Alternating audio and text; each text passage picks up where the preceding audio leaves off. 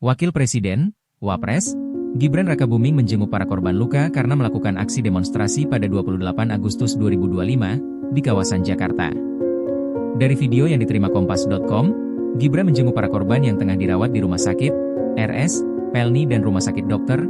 Cipto Mangunkusumo, RSCM, Jakarta. Gibran menyambangi dua rumah sakit tersebut pada Jumat, 29 Agustus 2025, malam dengan memakai kemeja dan celana hitam. Selama berada di dua rumah sakit tersebut, Gibran terlihat bicara menanyakan keadaan para korban. Salah satu korban yang didatanginya yaitu Umar Amiruddin. Dia menjadi korban kekerasan aparat saat pengamanan aksi demonstrasi. Saat menjenguk Umar, Gibran tampak menanyakan sejumlah hal tetapi percakapan mereka tidak terdengar jelas. Setelah dari bilik kamar Umar, Gibran berkeliling menyambangi korban lainnya yang mayoritasnya laki-laki. Kepada korban lainnya, Gibran terdengar menanyakan kronologi kejadian yang mengakibatkan terluka. "Tidur aja, tidur, tidur, tidur," kata Gibran saat melihat seorang korban berusaha duduk saat dijenguk dirinya. "Aman Pak, aman.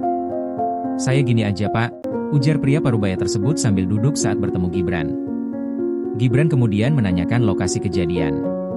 Korban tersebut mengaku terluka saat sedang melewati kawasan Sleepy, Jakarta. Sementara kepada korban lainnya, Gibran terdengar memberi pesan agar mereka istirahat yang cukup selama mendapat perawatan. "Istirahat tidur yang cukup, 3 hari lagi pulang," pesan Gibran. Diketahui, aksi demonstrasi yang berlangsung di kawasan DPR RI, Jakarta, pada 28 Agustus 2025 berujung ricuh.